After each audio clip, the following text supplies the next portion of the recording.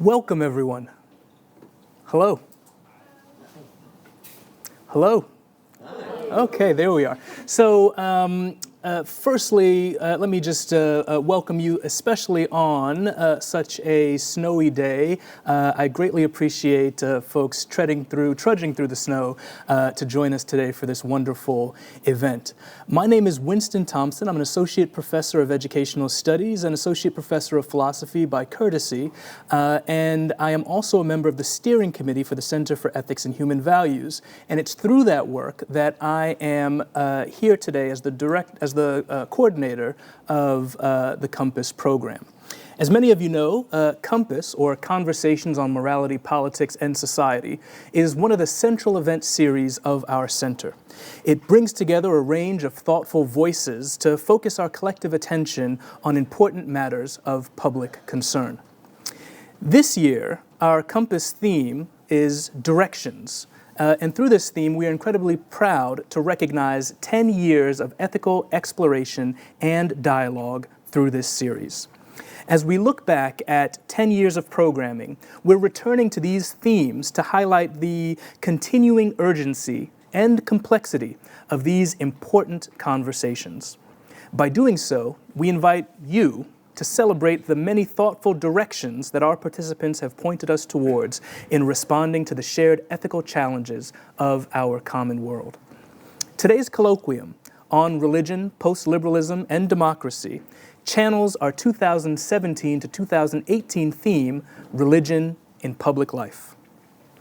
So we're in for a very special event today, and allow me to just sort of get out of your way so that you can enjoy the event. And in order to do so, I'd like to introduce the members of our panel. First, Dr. Kathryn Joyce is CEHV's Civil Discourse Program Director, leading efforts to connect our Civil Discourse for Citizenship program with existing student programs and other partners here at Ohio State. Dr. Joyce specializes in social and political philosophy, philosophy of education, and ethics. Her main project develops an account of equality in social and interpersonal relationships that emphasizes mutual accountability. Previously, she was a postdoctoral research associate in values and public policy at Princeton University Center for Human Values and the Princeton School of Public and International Affairs Educational Research Section. We're also going to be joined by Dr. Michael Neblo. Dr. Neblo is professor of political science and director of the Institute for Democratic Engagement and Accountability, IDEA, here at Ohio State. His research focuses on deliberative democracy and political psychology. His most recent book, Politics with the People, Building a Directly Representative Democracy, develops and tests a new model of politics connecting citizens and elected officials to improve representative government. He was invited to testify before Congress about these findings, so we might hear a little bit about that. His first book, Deliberative Democracy Between Theory and Practice, cuts across the deadlock between supporters of deliberative theory and their empirical critics by focusing on the core goals of the larger deliberative political system.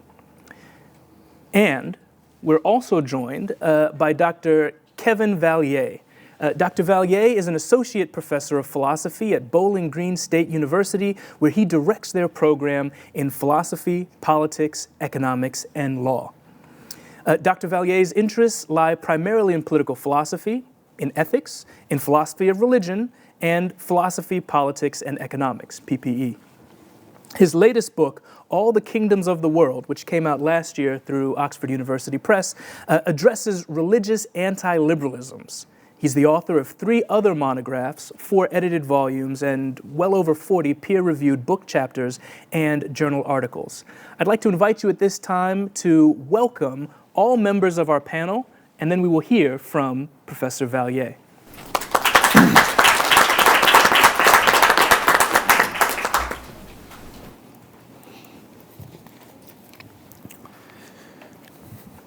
Well, thank you all for being here again on the snowy day.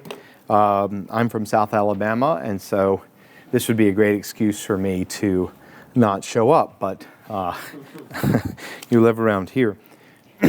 So what I want to talk about today is a rising and increasingly global phenomenon of what I call religious anti-liberalisms.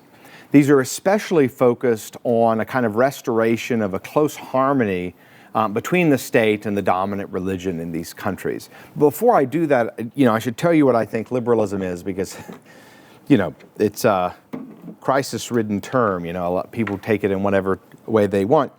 But when I look at the liberal tradition as a whole, I see the tradition as holding to 4 political values that govern the structure of government. The first is one of individual and group freedom. This is applied in many different ways. The oldest liberal fights were against absolute monarchy and the coercive establishment of religion in Protestantism and Catholicism.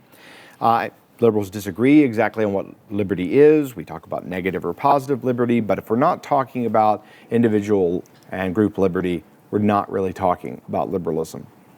Of almost equal importance is liberal commitment to equality.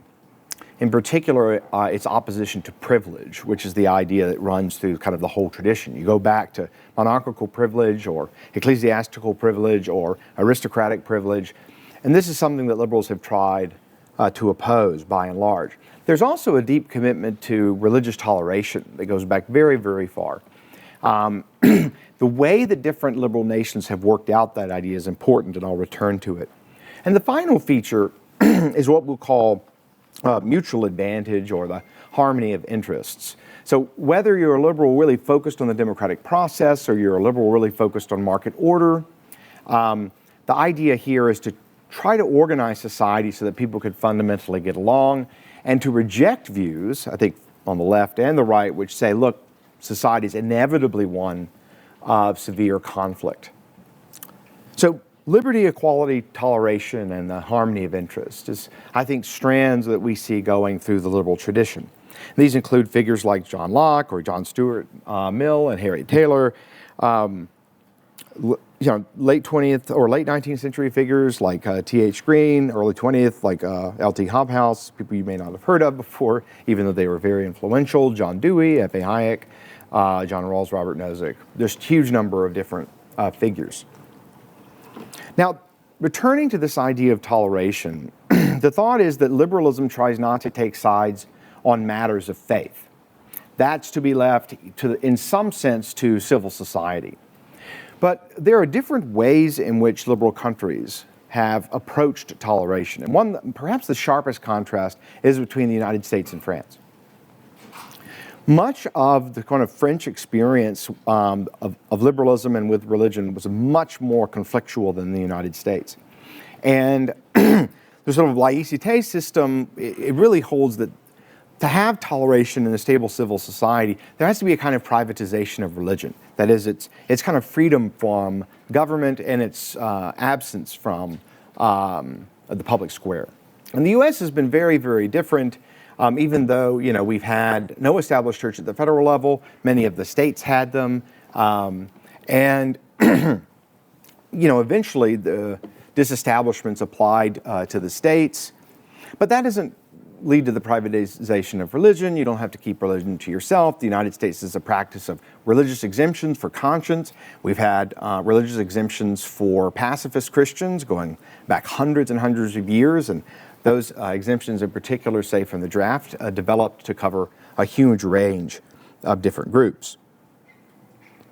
And the worry that I think many American post-liberals, or people that sort of oppose this approach to church and state, there's a lot of other distinctives, but that's the one that really matters for us, have argued that actually liberalism isn't kind of fair to different perspectives. It's not really tolerant. It's really intolerant, because ultimately liberalism is a kind of religion. It isn't neutral. It isn't fair to different perspectives. It has its own series of unique political ills that it causes in terms of social atomization, actually inequalities of class in some ways that are very pernicious, although the way that post-liberals think about class differences isn't really based on economic class, but cultural class. And it's not limited to the United States either, not even close.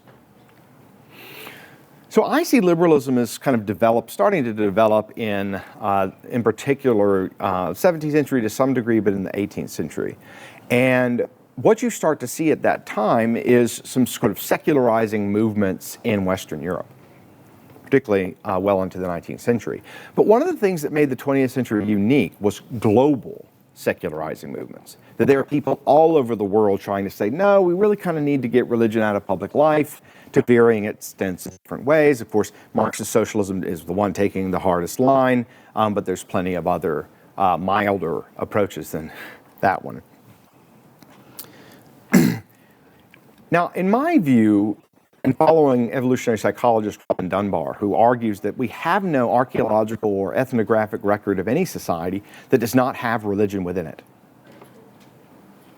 That is, people have a kind of broader religious impulse, often which is understood by evolutionary psychologists as a kind of relationship with one or more higher powers. And if this is kind of a built-in feature, not of every human being, but of many human beings, many people are going to ask, well, here's a broad worldview. Why not have it embodied in politics? I mean, if it's true, it's really important, right? This might have an effect on my salvation. I mean, the goods of religion are infinite goods. Goods of this life are only finite. So here are some different countries that I think have elements of this. India is a very interesting case with Hindu nationalism. It's increasing push to understand India as a kind of exclusively Hindu state where there are 200 million Muslims in India and protections for them have been weakening. Russia, I mean, Soviet Union was one of the great atheist federations. Returned to Russia. Putin has leadership of the Russian Orthodox Church push certain kinds of social policies. With Catholicism, we see this, interestingly, in Hungary, even though it's not an especially religious country, but Poland is the case for Catholicism there. We've seen some discussion of Catholic post-liberalism among sort of Catholic and Christian elites, which is what I wrote on those ideas. But we've also seen a kind of people trying to reconceive of an idea of kind of a Protestant Christian nationalism. It's been worked out in much less intellectual detail, but I expect to see it more worked out with time. There's also been a kind of revival in Confucian thought, although it's been kind of mixed in terms of how much has been allowed in China, but a lot of the Confucian political theorists that are pushing a certain kind of Confucian, traditional Confucian values are kind of diaspora Confucians, so they're different countries, Japan, Taiwan, some of the US. And there are some that are radical, for instance, wanting to reestablish China as a Confucian confessional state. So there's and I mean, in many ways in the Islamic world, you've seen some countries push towards secularization, like Turkey, but that's been going in the other direction for quite some time. So we're seeing this broad range of phenomenon across the world of kind of religious opposition to liberalism that is sometimes coupled with nationalism, and in many cases is actually stunningly male-focused. In terms of post-liberal women or anti-liberal women theorists, the proportion is really shocking. There's some kind of connection between these movements that I don't quite understand why these pieces tend to rise and fall together, but they seem to do so. But I think that what we're ultimately going to have to grapple with, those of you who are within the liberal tradition as I am, is, well, look, I mean, if this religious impulse isn't going away, if it's a permanent part of our society in the same way that politics is, we have to find some way to integrate those who want these arrangements into liberal society without saying, okay, look, you should be out of the public square, we should talk in secular terms, the kinds of exclusion from public life that many people feel. And I do think this includes a great range of a kind of capacity for reasonable disagreement and civility between people with very, very different perspectives. Because, of course, we're very politically polarized countries in a number of ways. We've seen some decrease in trust in institutions and in society. And I think that part of the reason for that is a kind of increase in a kind of, you maybe not call it left liberalism, but a kind of leftism that's not especially liberal. It's concentrated maybe on college campuses and in the arts. And then on the right, you're seeing an increasingly non-liberal conservatism, one that says, oh, no, instead of, for instance, allowing for a free range of ideas, and arguments for limited government. What we need to be doing is seizing the kind of reins of power and use it in order to sort of win various battles in the culture war. So you can see this in Ron DeSantis.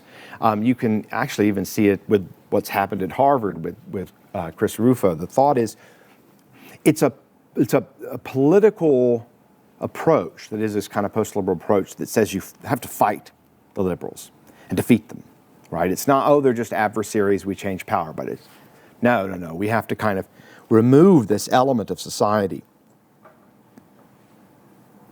And one of the things almost all of them say is that liberalism says that we have to be neutral between different conceptions of the good, that we have to be neutral between different religions. Actually, most historical liberalisms have not said that. But it's been common in the U.S. and influential because it's the U.S., because the thought was, oh, look, there's all these different Protestant denominations, federal government shouldn't take sides, Catholics and Jews get built into that, especially in the 20th century, and more and more groups are wanting to be integrated. And their view, again, is that liberalism's a religion. Every society has a religion. Liberalism is ours by and large.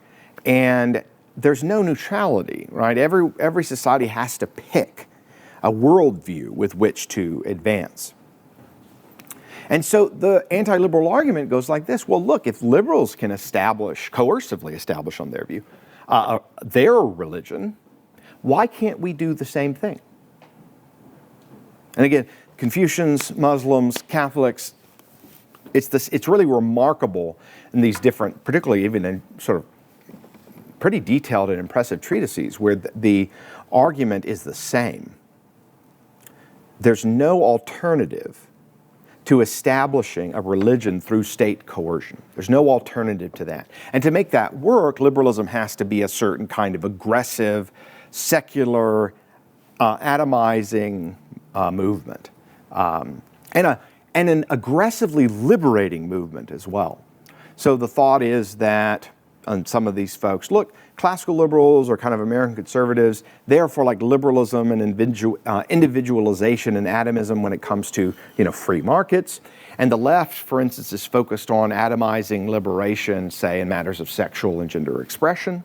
But really, they're two sides of the same coin, this kind of aggressive attempt to revolutionize society by tearing it into small pieces of people who are isolated and miserable and, suffering from deaths of despair and opioid addiction and on and on. And of course, abortion is a very big issue here as well. So that's oftentimes what post-liberalism is. There's some sort of moderate post-liberals that are just big critics of liberal society, but they don't really have a positive agenda. But the groups that I write about in the book are those that really do. And they really do want to try to reestablish a kind of harmony between the sort of dominant religion and the state in order to advance the kind of true supernatural spiritual values. That is to shape people so that they can enjoy the goods of spiritual life, that they can enjoy, say in the Christian case, faith, hope, the virtues of faith, hope, and love, union with Christ and salvation. Again, the thought is, look, if we really believe our religion, of course, it should inform our politics. So I've been doing a lot of thinking as a Christian and as a liberal about how one would sort of deal with these tensions. I've actually been thinking about it for most of my career. But what's happened recently is the radicalization of the critics of liberalism. And it's been really, really striking.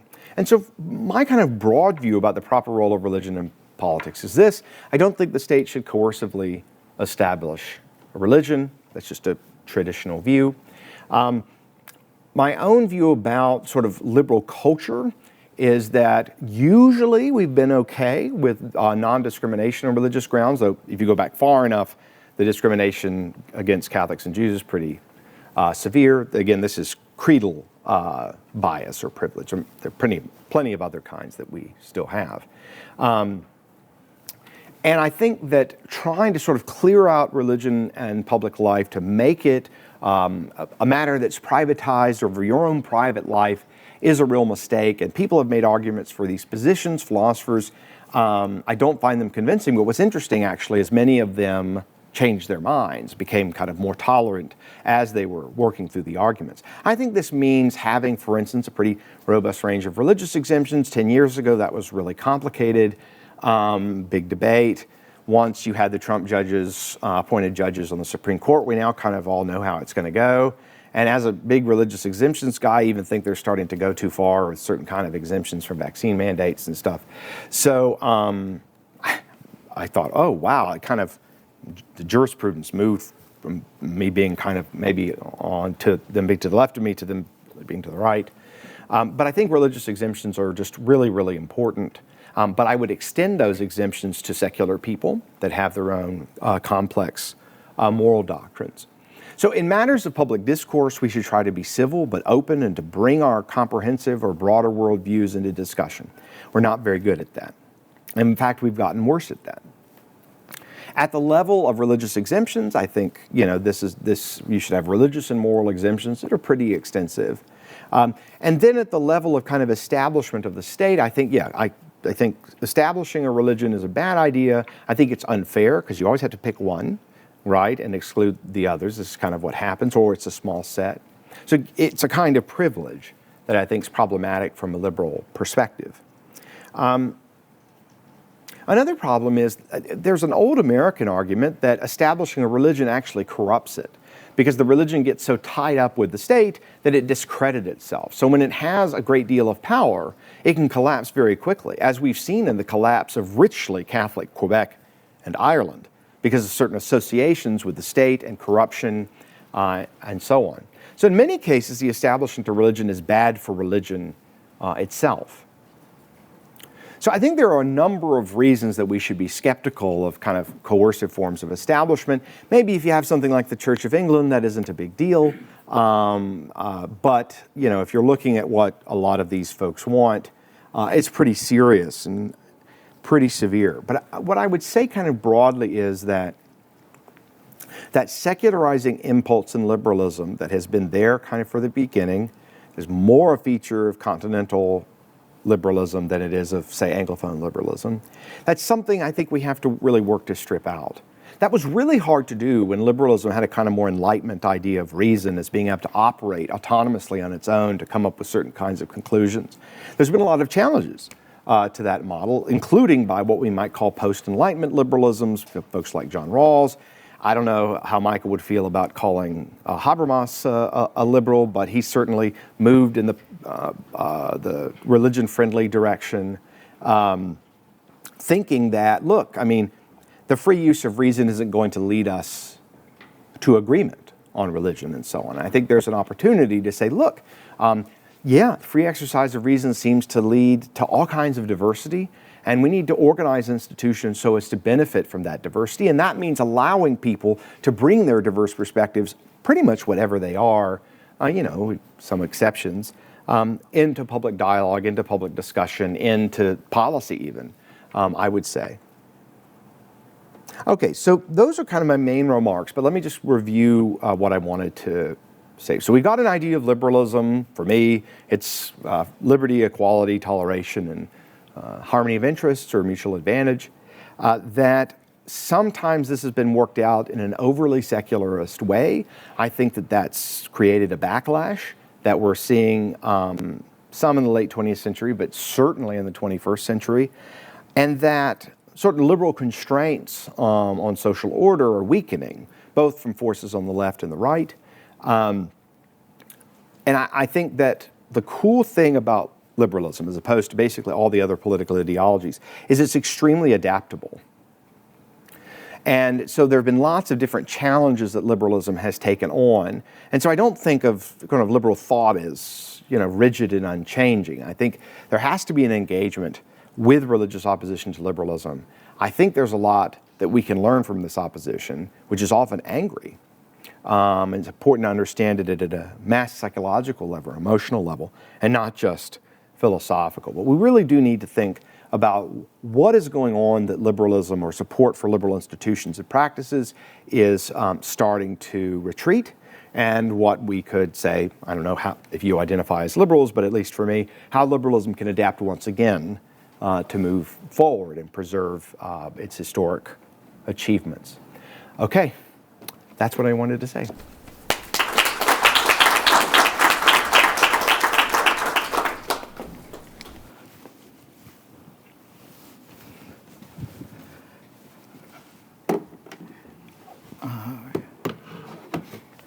Great. Well, thanks to everybody for coming out today, for Piers and Winston and the whole CEHV for organizing it and inviting me. And especially, I'm really honored to be sharing, the panel with Kevin. I really admire his work greatly, and I'll talk more about exactly what I mean by that and why. I apologize, I'm just trying to get this to be a little bigger so I can see it.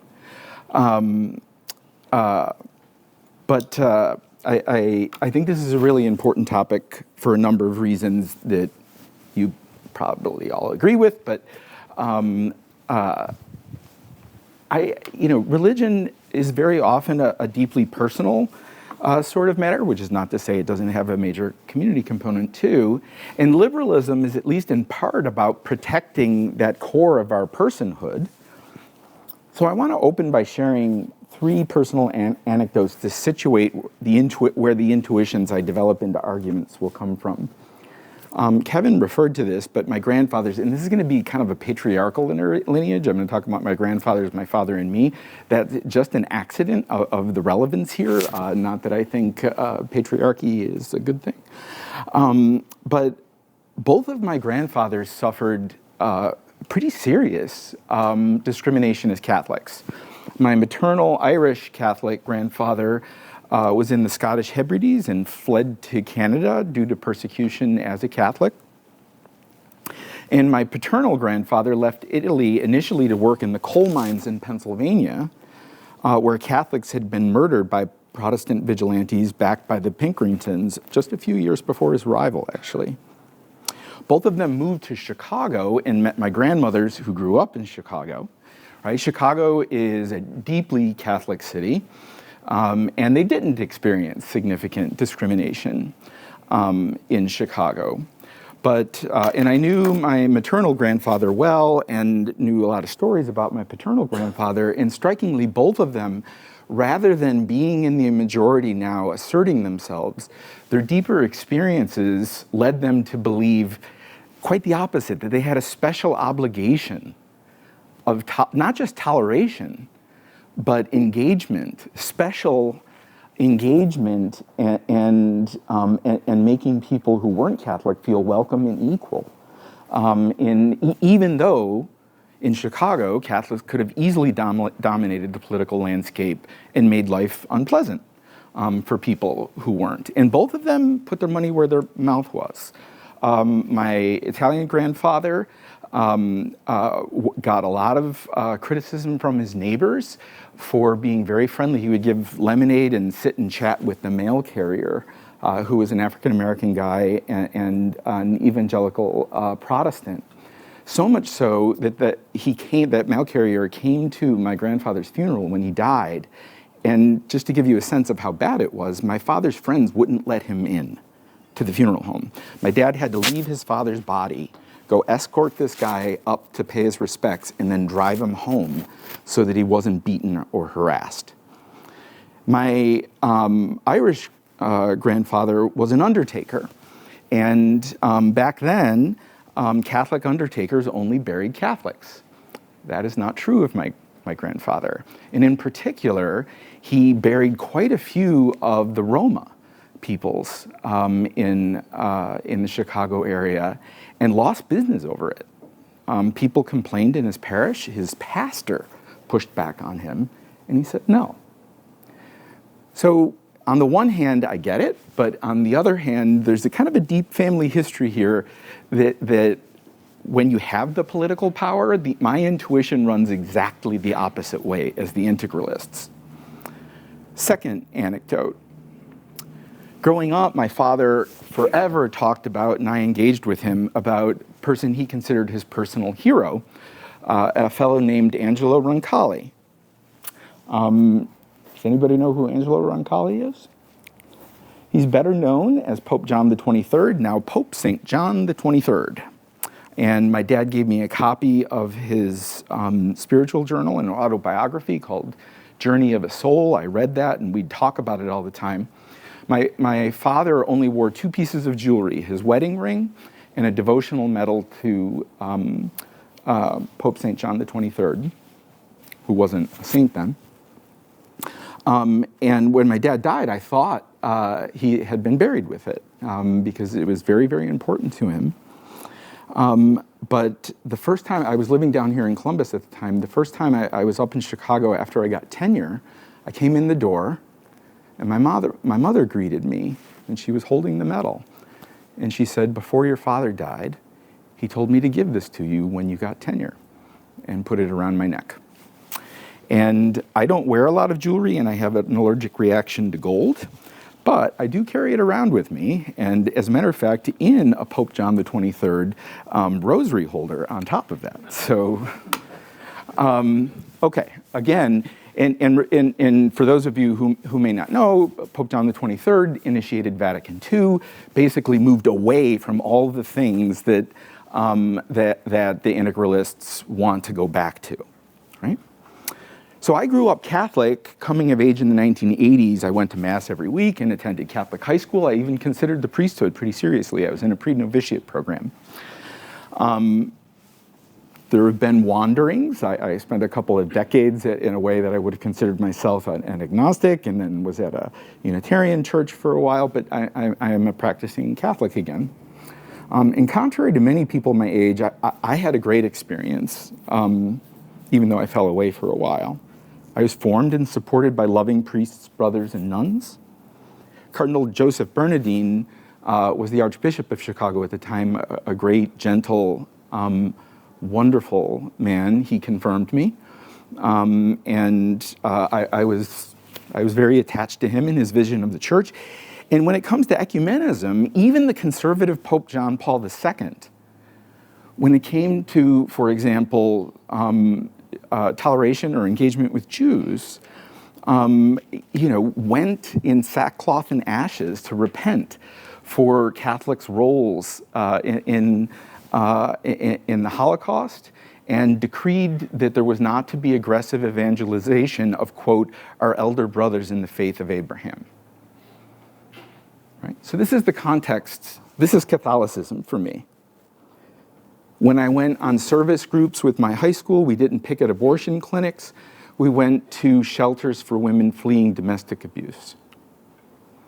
And played with their children, played baseball with their children, and did domestic tasks for them so that they could be relieved of that. And it created a vision of Catholic masculinity that was the complete inverse of the toxic masculinity that those women were fleeing.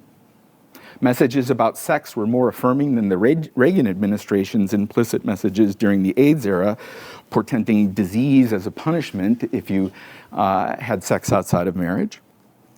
And especially the nuns. No Sister Mary Gestapo rapping your knuckles or threatening hellfire for kissing your girlfriend. These people were incredibly devoted, kind, smart, capable women doing great work in the world. Okay, I'm going to tie this off by telling you 2 sort of jarring examples given that context. I'm godfather to 7 children. I was a popular choice for a long time as godfather. And one of them was baptized in New York, and I flew to New York for the baptism. And in the after party, there was a Monsignor in New York, I'm forgetting his name actually, who was there. And this was weeks before Cardinal Bernardin died of cancer. And I was engaging with this Monsignor, and he was gleeful. He literally said, it's now just a matter of time before the American liberals lose their hero and their leader, and we can get back to orthodoxy. He was gleeful that this man was dying. That was my first little window into what Kevin is talking about, this reactionary Catholic perspective. And it just, I didn't even know what to say. It so inverted everything I knew about the church, in that had been built into me as a member of the church. On the very flip side, here at OSU, this was years ago, when I still lived down here, a colleague, I will not name even to my friends, a colleague once asked me how I could in good conscience raise my daughters in the Catholic Church, given everything that was going on and the sort of anti-feminist stances of the church at the time. Everything I just told you about my background was too much to explain, so I just shut up and quietly accepted that rebuke, even though I think I have a rationale. Okay, pivoting to Kevin's book. I don't know how many of you know the setup of it, but what the first thing that seems really important to me is that Kevin's really the first intellectual to take the integralists seriously, or for that matter, not just the integralists, but their counterparts in other religions. Most, even religious democratic theorists, philosophers, thinkers say these guys are nuts, don't feed the trolls, right? Kevin, I think, very persuasively points out, that is really intellectually unsatisfying. Adrian Vermeule is not a fool. He's marshaling serious arguments.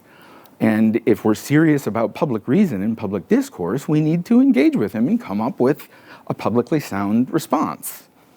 That's the kind of principled argument. The other one, as he talked about, is that these people are winning. They're winning all over the world. Now, Catholicism isn't going to work in the United States. There aren't enough Catholics as a matter of percentage. But in Italy, very plausible, right? And lots of other places, and in India, Turkey, Hungary, Poland, Philippines, et cetera, et cetera. So having an intellectually coherent response seems to me to be a matter of some urgency. And Kevin's response is more than intellectually coherent, it's intellectually compelling. I agree with all of the 5 main arguments in his book, and interestingly, and this was a great rhetorical move, though I think also sincere, the first 2 substantive chapters and arguments in the book actually are defending the integralists against the new natural law theorists, and sort of more timid, although not really, like Finnis and Robbie George aren't exactly timid, but relative to the integralists, more timid positions, before then marshaling 3 very powerful arguments as to why, on Catholics' own terms, they can't be integralists, at least as a practical matter. I agree with all of them. I also want to point out, and I tell my students this, that titles, epigraphs, dedications, these sorts of things are much more important than people think if the author knows what they're doing, and Kevin knows what he's doing. The epigraph is to young people who may be tempted towards a liberalism. It seems to me this is of the utmost practical importance. And all the kingdoms of the world is a reference to the temptation of Christ by Satan in the desert. And it seems to me that that's exactly what's going on here. It's very tempting to grab state power and enact your moral vision, but it's inviting a deal with the devil. Okay. That said, I don't even know if this is a criticism, because literally I don't have a serious criticism of Kevin's argument. But I will say this. I think we can and should start further back and concede less along the way. Meaning every argument you make I think is right, but I think it gives too much ground. I think that we're engaged in a dangerous kind of amnesia about how we got to where we are today, both since 1971, meaning the publication of John Rawls's Theory of Justice, and 1517, meaning Martin Luther pinning the theses to the door. I went back and looked. Rawls's motivation and setup, it's the deep history of the wars of religion, and the way that utilitarianism doesn't take these deep personal commitments seriously. Rawls's whole project is built to protect what the integralists say he glibly glosses over. it gets lost in his horrible, sort of vocabulary and the cottage industry of parsing in Rawls. But if you dial back, this project is the opposite of what the integralists say it is. Now, maybe you think he doesn't pull it off, or that he gives away the store later along, but that's not what he thought he was doing. This was not a conspiracy of a left liberal to denigrate and marginalize and silence religious people. It was to protect them.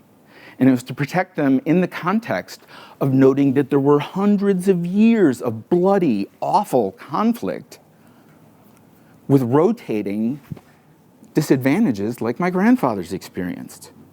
And Rawls is basically grabbing the reply that my grandfathers took, which is, no, this creates a special obligation, even if you have the power. It's not a mere modus vivendi, a way of living together. It's something we should do and set up. Does the proviso, so Rawls has this proviso that says you can talk in religious terms, but when it comes to final justification, you need to translate into secular terms. Does the proviso create a certain amount of moral loss? Yes, absolutely. Is it worth it? Yes, absolutely. It's a deal that we cut to get out of the ridiculous, horrifying conflicts that characterize the West for centuries. That's the sense in which I think we're coming into the middle of the story and we have historical amnesia here. Okay, now, when I'm going to push back here, and I'm pushing back as a Catholic, not a liberal, given my understanding of Catholicism. And here, I'm going to skip around a little bit because I realize I'm probably going a little bit long. But one of the main objections is that Rawls' setup disadvantages people of religious faith in public discourse. That is not obvious to me. Sociobiologists can't appeal to white replacement theory, and in a less sinister sort of way, perfectionist liberals can't appeal to the metaphysics of personal self-creation and freedom. Right? The religious folks make claims and render them plausible, but really they're hypotheses that have never been tested. I have seen no serious arguments and no organized evidence to suggest that, in fact, religious people are disadvantaged in public discourse. And if they're not, then we shouldn't be watering down the theory. I'll add, specifically from a Catholic point of view,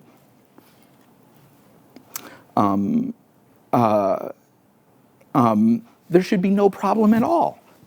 One of the central tenets of Catholic theology, going all the way back to Aquinas, is that the divine law is mirrored in the natural law, and the natural law is accessible to human reason. It's in Aquinas talked about philosophy as faith-seeking understanding. It seems to me that that's a translation, and that it is a trivial cost for Catholics to take their translation and just start with understanding for those who don't share the faith. Now, if there are residuals of the mystery that can't be translated, where we can't achieve understanding, okay. But under those circumstances, it strikes me as a Catholic to be unreasonable to coerce someone who doesn't share the faith based on that mystery, and that it's not accessible to natural reason. And I'll just close by saying, I was telling Kevin beforehand, I had a job interview at Notre Dame a few years ago, and there's a very prominent political theorist, critic of liberalism there, and I was talking with him, and I advanced this argument to him, and amazingly, he had no answer. He mumbled through. Forget what the mumbling was. On Catholic terms, there should be no problem with the proviso. It's a core tenet of Catholic theology and social teaching. Okay, I had a bunch of other sorts of things, but I'm going to stop now, and we'll get the dialogue going and take some prompts. So, thank you.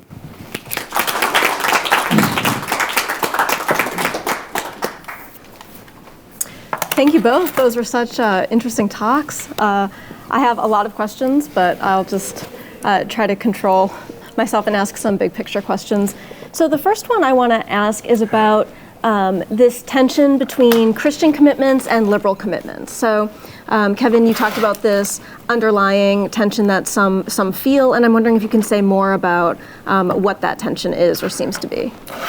Sure. So if you start with a kind of broadly Catholic integralist position, which is the kind of Catholic anti-liberalism, fierce Catholic anti-liberalism, there's this idea of church-state cooperation, sometimes called a diarchy, a dual rule.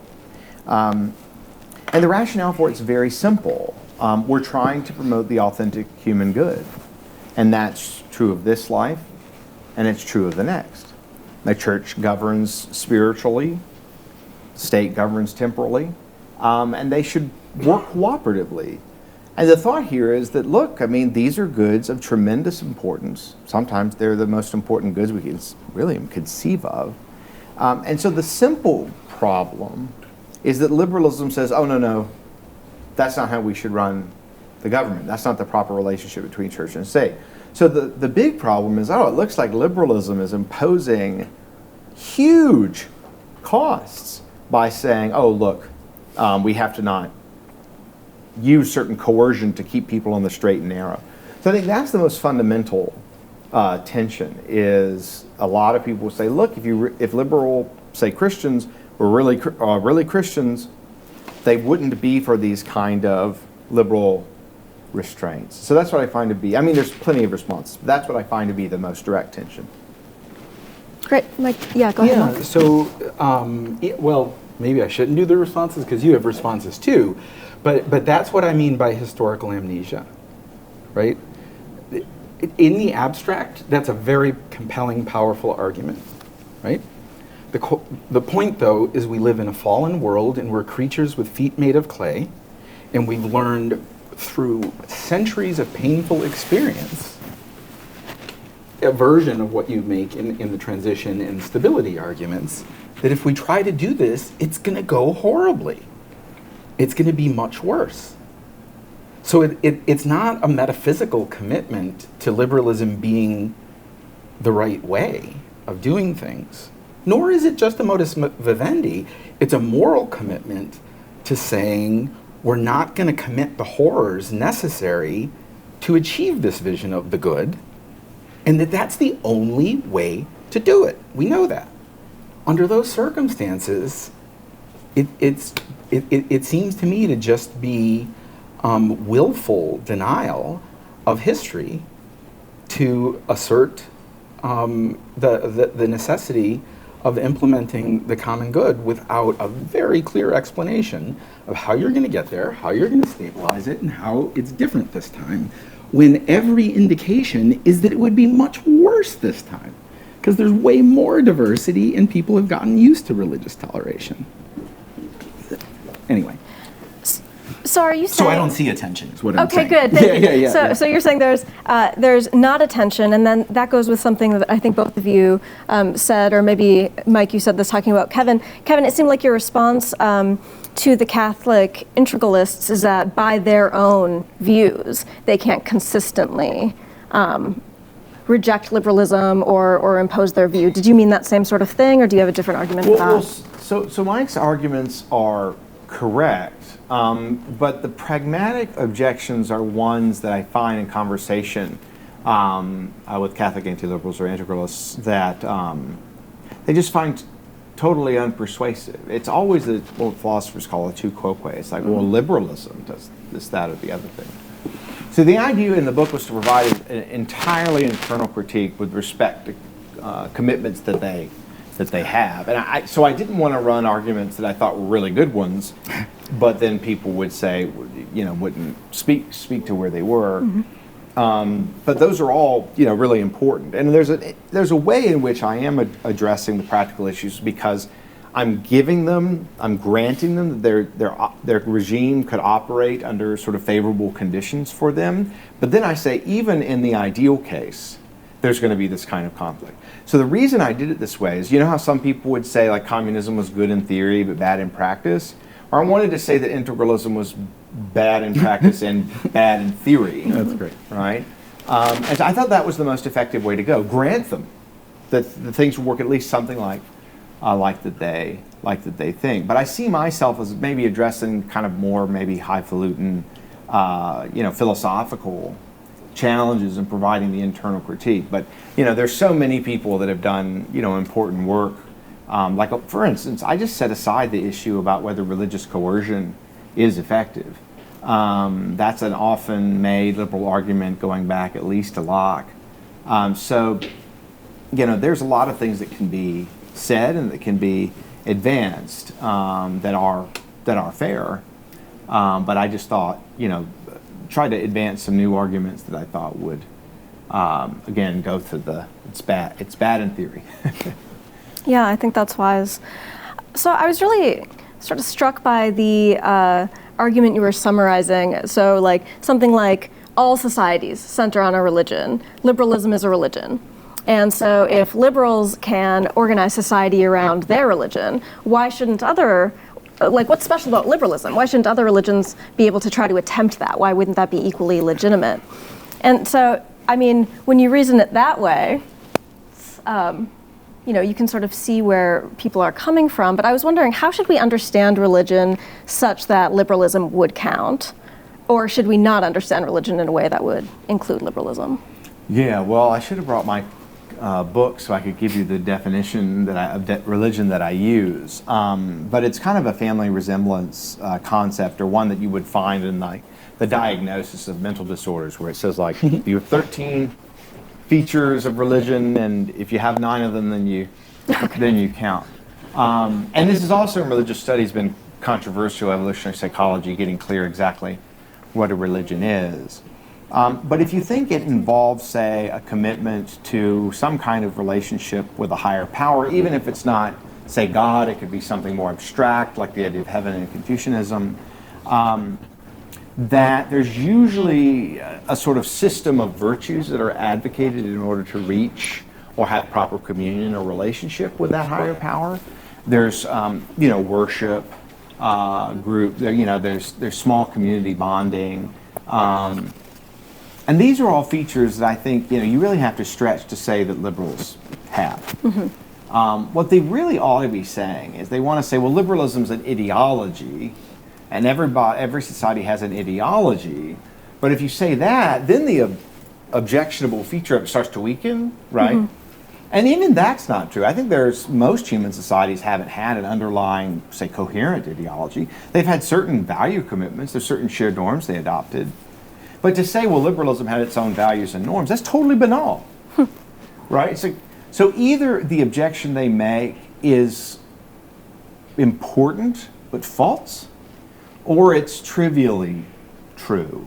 So that's how I respond to that particular argument. You have to also look at the religion in question. I mean, as a Christian, it's hard to sometimes admit this, but Christianity and Islam, being salvific religions that proselytize, are kind of forced by those commitments to be sort of tempted by certain kinds of religious coercion. That doesn't really come up as much in Eastern religions, which are in some ways less exclusivist. And so, say in Confucianism, you can allow, it's sometimes an ethic for Chinese administrators, but you can allow lots of popular religion without trying to kind of push people around as much. And I think, there is an understanding in Islam and Christianity that kind of pushing around is wrong. I think that's a very old understanding. But even if liberalism was a religion, it could be pretty innocuous and tolerant religion. So again, I don't think you get very much out of, liberalism's a religion. There's some young people that said that was the aha moment. That was I saw through liberal lies. Mm-hmm. But I think when you try to make the objection specific, it just crumbles. Real quickly, I think this is consistent. First of all, I want to say meeting them on their own terms is an enormous contribution. Absolutely. I completely agree that like that had to be done. So that's why I said me saying that we should start further back and not concede as much wasn't really a criticism. Anyway, on this question though, this might be exactly what you mean, or but a different way of putting it, and maybe it's just related. To my mind, most non-perfectionist liberals, maybe Rorty is an exception here, but most non-perfectionist liberals trying to say that their theories constitute a religion is just demonstrably false. It is just a bad argument. Okay, now, if you want to make the claim that in practice, in political practice, many left liberals speak and act and operate in the political world in a way that makes claims and moves that are parallel to religious claims and moves that would be made in the political world and overstep, that I think is very plausible. As a matter of fact, I think it happens at a pretty decent rate. To the extent that that's what people are pointing at, I think they're right. But the response, it seems to me, is to be vigilant about practicing non-perfectionist liberalism, not saying liberalism is bankrupt. Their argument only goes through on the premise that there's an inevitable empirical gradient that's going to cause a slide from political liberalism, non-perfectionist liberalism, into perfectionist liberalism in practice, and I just don't see adequate evidence to make that inference. It's a closely related diagnosis, I think, because I think they're pointing to things that are really happening and out there, and that they do have legitimate complaints. Yeah. It's just not against liberalism per se, even close. Yeah. And they provide no evidence that the problem can't be managed. Yeah, that's in some ways the most interesting issue, is that they make claims that moderate approaches can't resolve all these political ills, only radical ones can. So they say, oh, we need a post-liberal order, they'll sometimes say. That's a really hard sell. I mean, because the arrangement they prefer is so far away, how could you possibly know that such a radical shift would cure the political ills? We barely know what it would look like. And here I'm building on an argument made by my dissertation advisor, Jerry Gauss, which is that, look, others have made this point, but like when you're really far away from your ideal, you have a lot less knowledge of how it would function. And so a difficulty for any political radical is to have some grasp of why you think it would work so well. Because, you might get there and it's a hideous disaster. And for me, that's one of the most important objections. It's like, well, we're going to stop these political ills, and that means we're going to have a totally different society with different underlying conditions, different church-state relations. And I just think, the evidence for that is shockingly thin, even if you frame it as a theoretical problem, right? Because you say, well, let's describe where we are now, let's describe where they would have to get to. There's still this, what we call epistemological problem of actually knowing how the idea would function and at which points. So yeah, I think, I just don't know how to get around that. Some of the younger anti-liberals I talk to will make interesting and odd claims. Like, well, we don't really care about the transition issues. We just want to talk about what's best. But then using that idea of the best to help us reorient the real world, I think it becomes very, very difficult, because if you don't have some idea of how the idea would function, it can't form as a measure for diagnosing our problems. So anyway, that's I think for really serious problems. These are problems of knowing how the ideal will work. Because, if you think of the integralist regimes, these regimes were one where the Pope had some sovereignty over the state, partial sovereignty, so it direct states to back its spiritual policies with civil penalties. But there's a very small strand of time, perhaps a few centuries, in between when states were very, very weak and there wasn't much point in the church trying to do things with them. And other points where early modern state building had made the Pope's temporal power almost irrelevant. And so you really only get this kind of stability for maybe a century, really, or 2 centuries when people can't read, they're sick, they are working all the time, they can't really pay attention. There's very little mass communication. It's just a totally different underlying environment. So thank you. That was great. So asking a big picture question here. There's this idea that's motivating part of this event and the work you've been doing, this idea that liberalism has failed or is doomed or something like that. But Kevin, you pointed out that liberalism is really adaptable. Yeah. And so I'm wondering, what are the ways in which you think, both of you, think that liberalism needs to adapt to be amenable to those anti-liberals? And I'm wondering, this could be in theory and in practice, right? Like, is the theory of liberalism correct? And of course, then we have to, like, which theory of liberalism? What kind of liberalism is correct? Is it political? Is it comprehensive? Is it perfectionist? So does that theory need to be adjusted, or is it just the practice of and implementation of that theory that needs to be adjusted?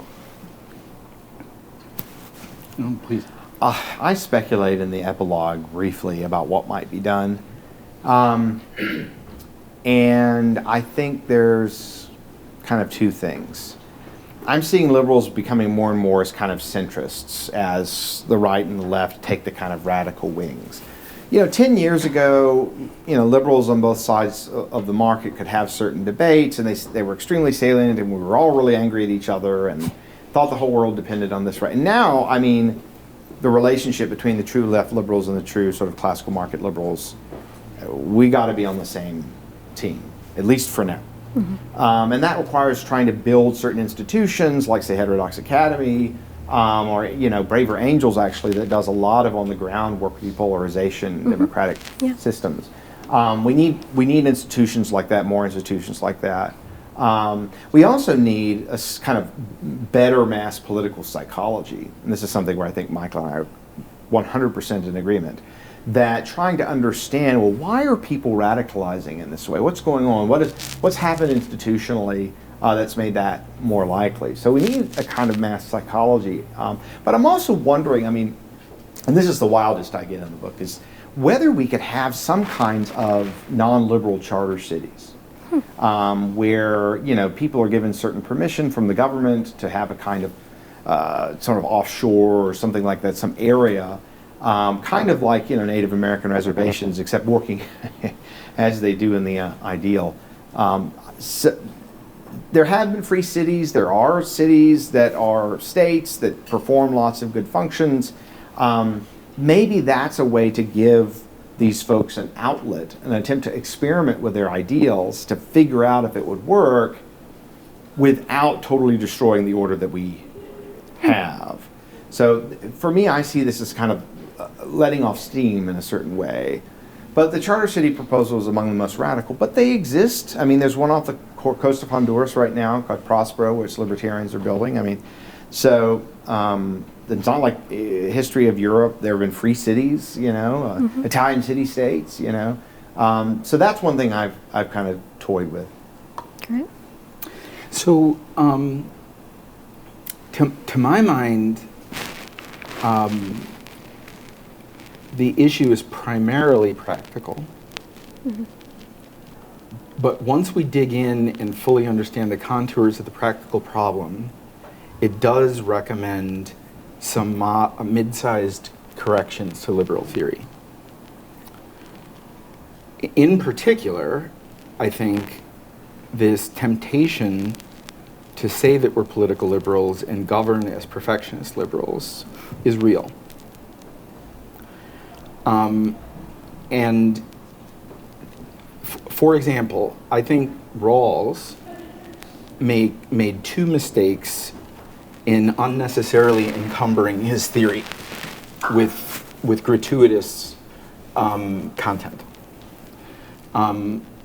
One has been pointed out and developed by the co-chair of my dissertation, Charles Larmore, is that he talks in terms of reasonable pluralism, which is a positive claim that the good is in fact many. And that seems to me to be an unnecessary insult to monists.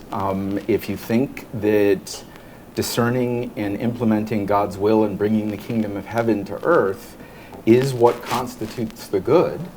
In principle, there's no problem with that. And we shouldn't be telling people that you're unreasonable if that's your view. My sense is that by the end, Rawls he just kept the language and sort of conceded the point. But I think we lose sight of it a lot, in that we treat it as pluralism rather than reasonable disagreement about fundamental matters of the good. I think you're wrong, the good is unitary, but I don't have the grounds to use the political apparatus of the state to coerce you on that basis, right? So that's an emendation of the theory, at the very least, that I think we need to take much more seriously. Like it's out there, and Rawls, I think, kind of even accepted it. It's like the details of the Rawls literature, just drown me sometimes. But my sense is that Rawls at least partially concedes that point.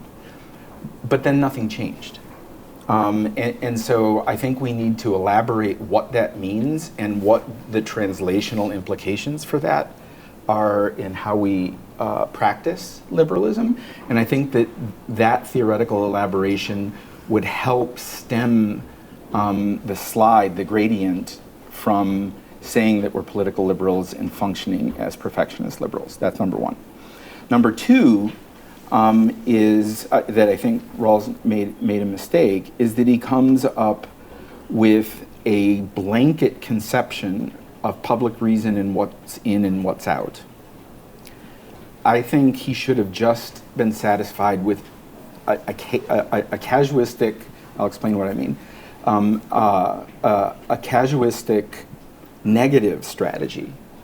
If somebody makes a claim, puts forward a claim, to be acceptable under public reason, and we think, other people think that it's an appeal to a comprehensive doctrine that's not accessible to our fellow citizens, then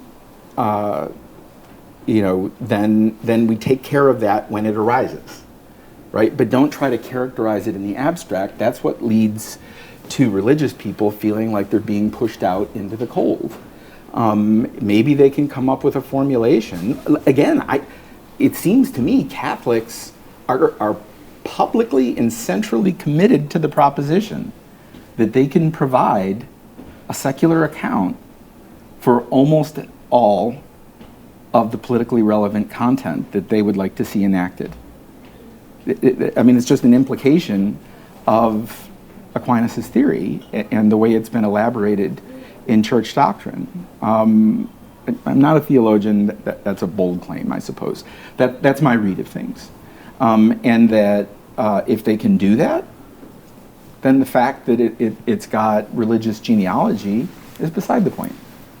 And then the final thing that I'll say is that, and this speaks to a big thing in political theory right now between ideal theory and non-ideal theory, is, how to put this?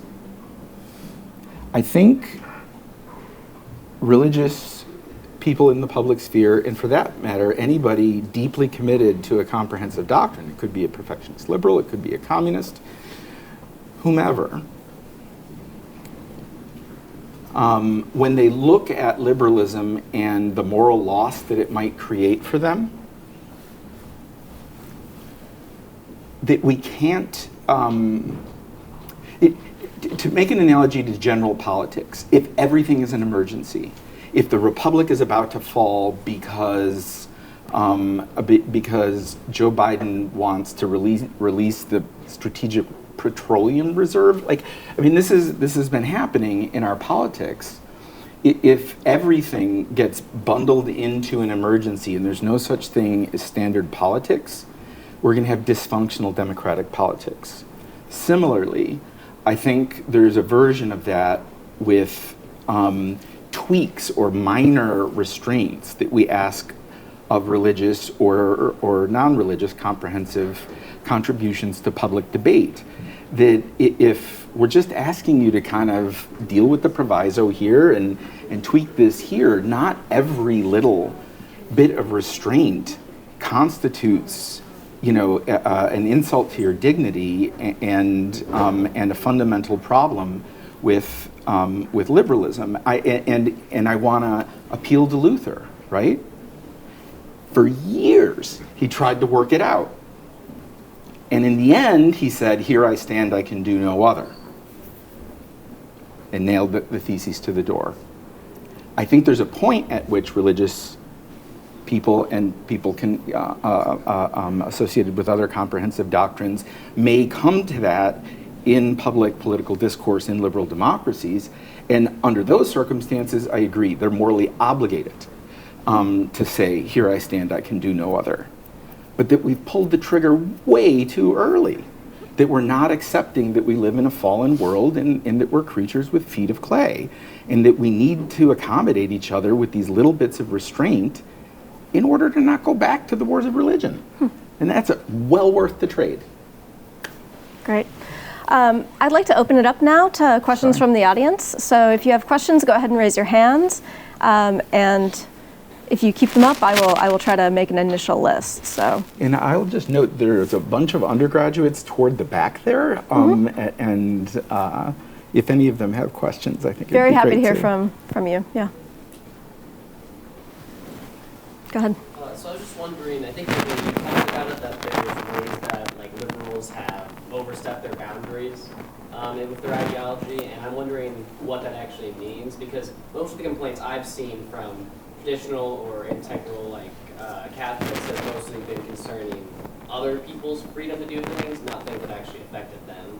And I'm wondering how those boundaries have affected them, I guess. Yeah. So maybe this isn't such a great example, but the anecdote that I mentioned of a colleague saying, "How can you in good conscience raise your daughters in the Catholic Church?" Right? Now that was private, that wasn't the exercise of political power. But it seems to me to evince a perfectionist attitude that just doesn't take sincere religious commitment seriously. And I think, and I should add, sometimes it's not the policies, it's the way we talk about the policies. So, for example, like the public accommodations cases over creating cakes for LGBTQ weddings, or some of the discussion around abortion and other policies like that, right? For a long time, liberals were in the ascendancy and were winning those policy debates. And I think there's a case, a very strong case to be made that they should have.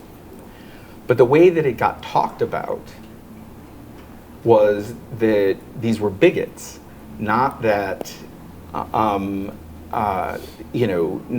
that the nature of public accommodations and the history of exclusions, let's say on the basis of race and public accommodations, mean that we can't, that we have to put quite a bit of weight on an otherwise marginalized and vulnerable minority being pushed out of public accommodations. It seems to me it was just gratuitous to call people bigots and to denigrate their sincere religious commitments, when in some of those cases there was no hatred. They had friendly relationships with those people as customers beforehand. Do I find that? I personally think that that's not the right way of being in the world, even as a religiously convicted person. But the public dialogue about it, I think, was perfectionist. It was saying you shouldn't believe this, and we just shouldn't do that. And if I had more time, I think I could come up with full-blown policies where I think that those don't go in the right direction. I hope, does that answer your question? Yeah. Okay. So I think what's happened in general is that the equality strand of liberalism and the toleration strand have become in tension, particularly with respect to LGBT issues. So a lot of the folks, who are on the kind of LGBT equality side, will oftentimes make, and this is hugely common, a race analogy, right? And say, well, look, discrimination on the basis of sex or gender identity, that's just like discrimination on the basis of racial identity. And then there's the next move, which I reject, which is that, and allowing these accommodations, and looking at school curricula and stuff like that. To object to that is just to reject equality, right? But then I think liberalism when you push equality that far, the other elements of liberalism kind of get pushed back. So a lot of the issues, I think, have to do with new laws and policies that are connected to sort of sex and gender identity laws. And there's a huge, I think there are other policies that, we could talk about. But that's where I think a lot of this is really coming from. So.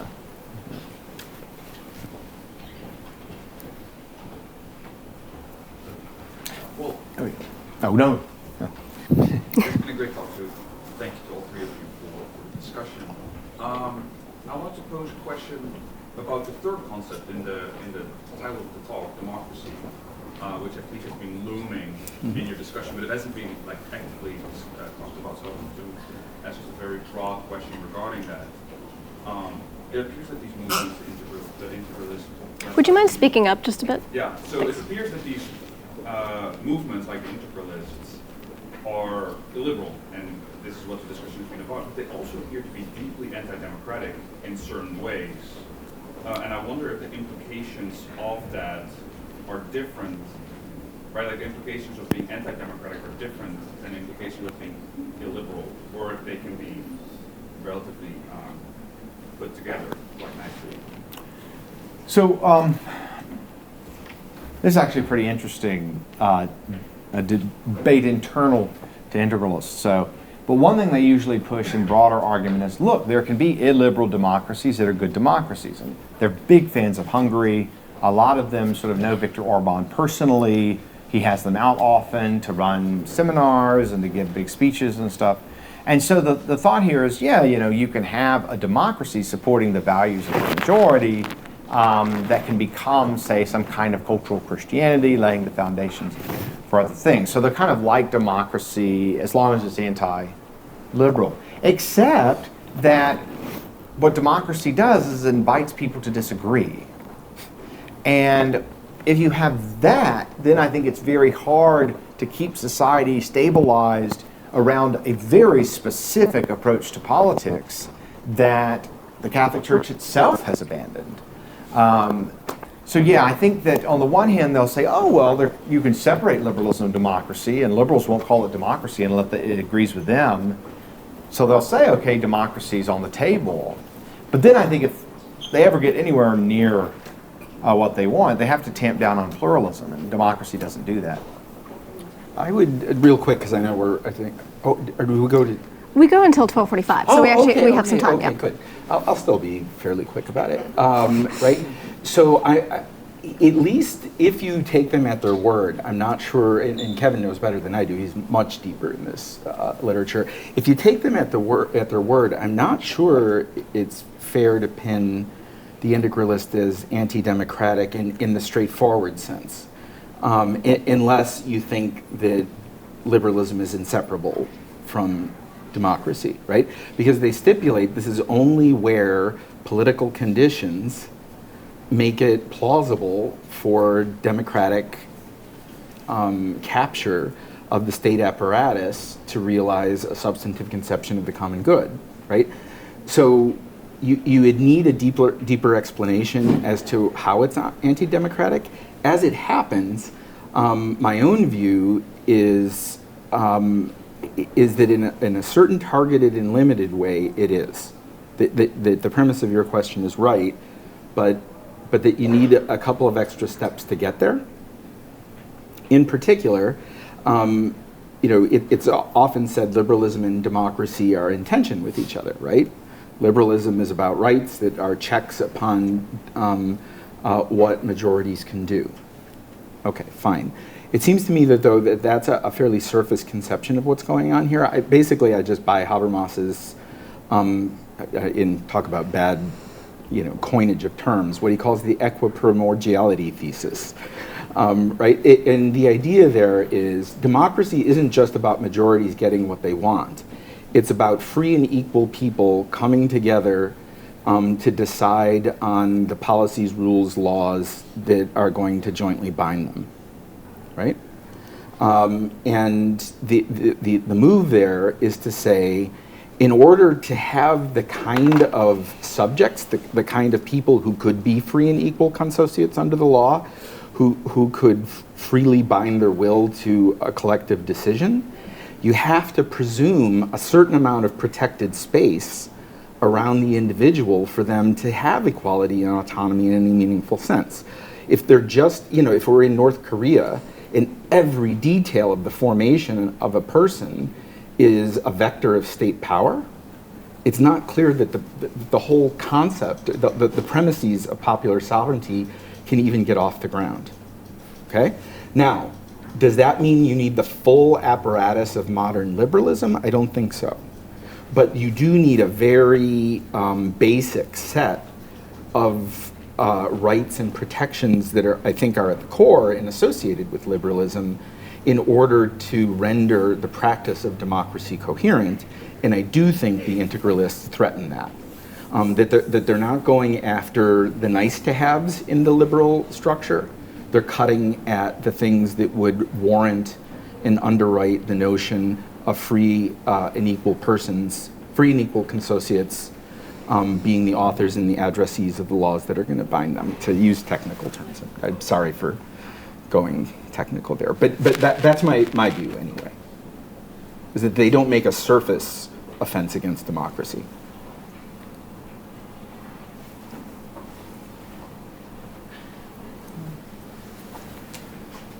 Other questions? So while people think, Kevin, I was really interested in what you just said about people sort of conflating or confusing the equality component of liberalism with the toleration component. So I want to make sure I understand that point. So it seems like, is it that sometimes policies that are necessary to secure equality for populations that have been marginalized seem like an accommodation for a group that ends up seeming unfair? Is that the point? So the worry is that by kind of raising one, there are policies where you kind of raise one group up and push another one down.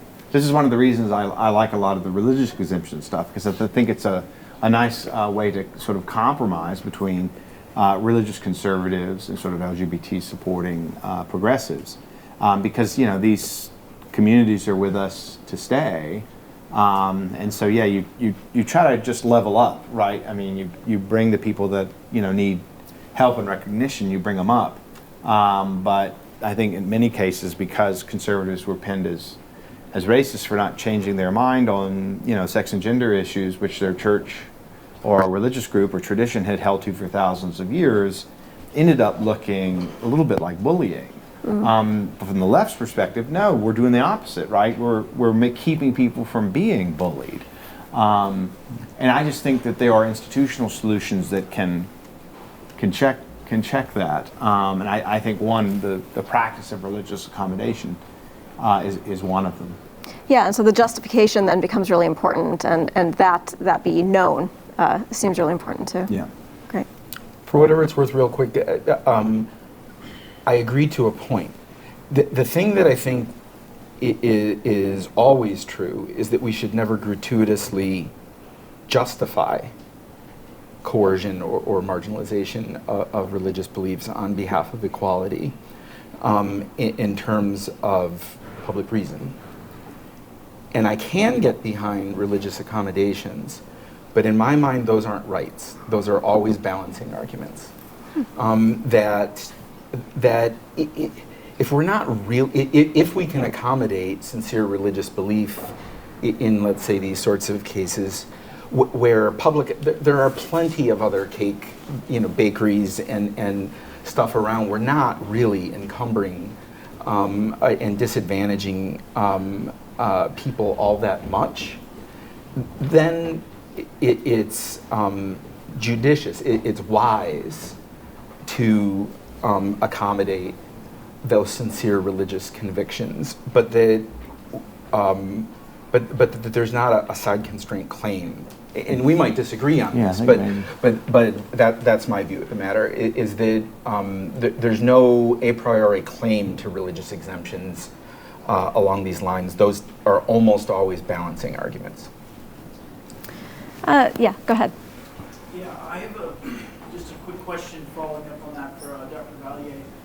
And it's with regards to the exemptions. So, with regards to like the religious exemptions, could you not say though that like religious exemptions, example for like vaccines, like compromise like a positive right for secular people to avoid illness or illness that's preventable in this case via vaccines? So is there some component to the religious exemptions that to some degree could compromise, you know, that those liberal principles and liberal freedoms? And is that, do you think that's just a trade-off similar to what Michael is saying between morality and avoiding the religious wars of the past? Is that just a trade-off that we have to accept? The vaccine mandates I actually think of as trade-offs. And I actually think that the tendency to grant them in many cases is, you know, never been part of the logic of religious accommodation because the risk of third-party harms is so severe. When you talk about some of the wedding vendor cases, what many people who oppose exemptions is they'll say, oh, you're denied the cake, your dignity is harmed, you suffer dignitary harm. I'm not sure how much that works even as a concept. I think we have to do, as Mill did, distinguish between harm and offense. And I think dignitary harm is sometimes closer to an offense. So the third party harm, it isn't like, oh, I'm going to get COVID, right?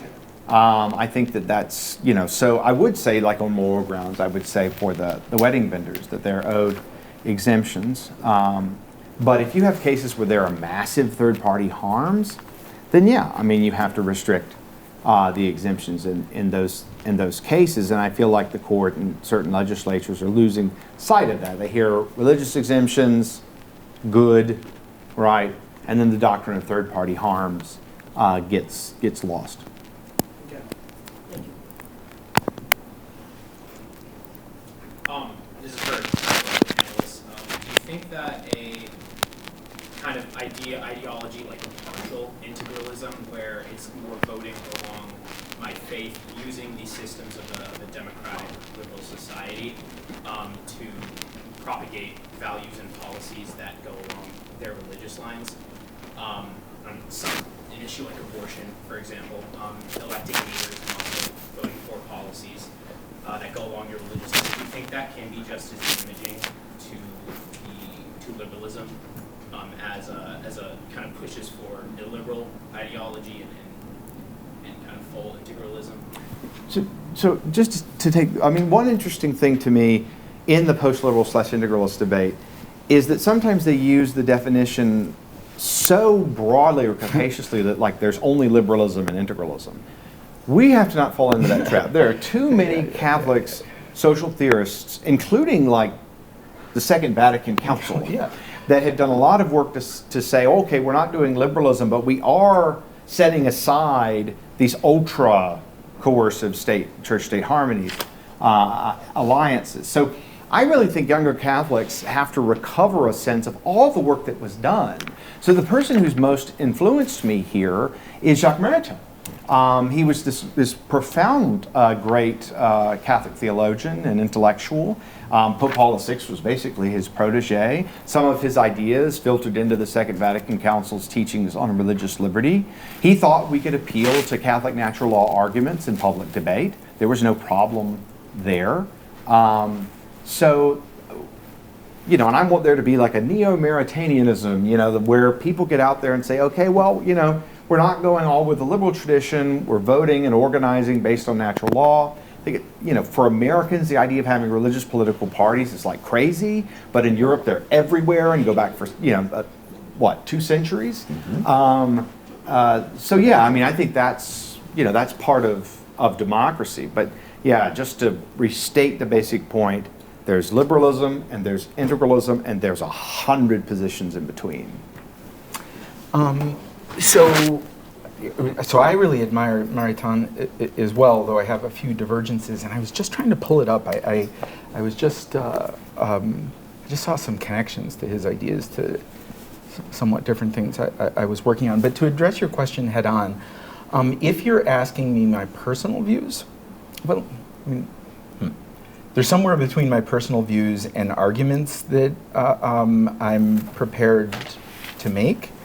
But the arguments I'm prepared to make they're more in a mode as a citizen. They're proffers that I'm trying to convince my fellow citizens rather than thinking I can settle this theoretically. Right? And my view on this is, and I know Kevin and I disagree on this, because he's justly famous for arguing for a different, well, famous, okay, you're well known and well regarded for famous within the philosophical community. Yeah, exactly. I didn't mean that there's going to be a TikTok about him on public justification, but he's well known for helping to develop, elaborate, and consolidate an alternative to what he and others call consensus theories of public justification, and to move towards a convergence view. I have this quirky position where I've kind of doubled down on the consensus view as a foundational position. And this will cycle back. I realize I'm kind of starting 30,000 foot, but it'll get to where you want to go here.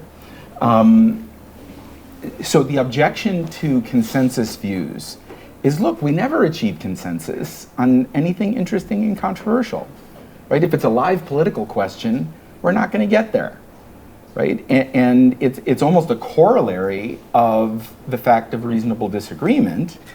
So, you know, why would these people that are starting from the fact of reasonable disagreement assume that you can get to consensus? This seems nutty, right? I think that the view is misunderstood, and that there's a very defensible version of it that preserves some of the attractions.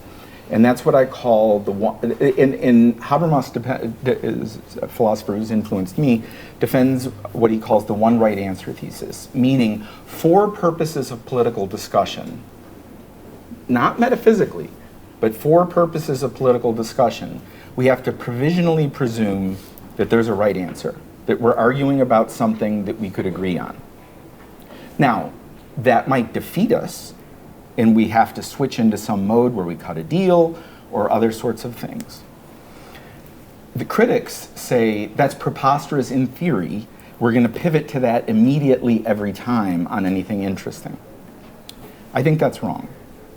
And I defend what I call the one right set thesis. Can you tell us what it is very quickly? We're over time. Okay, I was going to ask the question, but I'll do it. X squared equals 1 has one right answer. It's the set 1 and minus 1. And if you say it's just 1, you're wrong. There are two elements to it. So it seems to me we can presume there's a right answer about what is what is justifiable in public terms without assuming that it's going to converge on a single thing to do. Those are different. Under those circumstances, this is why I'm not a convergence theorist. And now, just real quick to get to your question, I think we need to require people to sincerely argue in public terms, that they have to really believe that that's the decisive reason if they were to hold their religious convictions in abeyance. That's very controversial and considered kind of an aggressive move. But the logic of it is there's a publicly justifiable rationale for anything that's a serious matter of public debate. If we don't require a sincerity constraint, then public reason changes exactly zero on the ground. And I don't see myself being respected in any way that's worth being respected if I'm being coerced on the basis of polite lies. And Mike is local, and so if you're interested in these views, you can look him up and talk more. So thank you, Kevin. Thank you, Mike. Really appreciate it. Really grateful.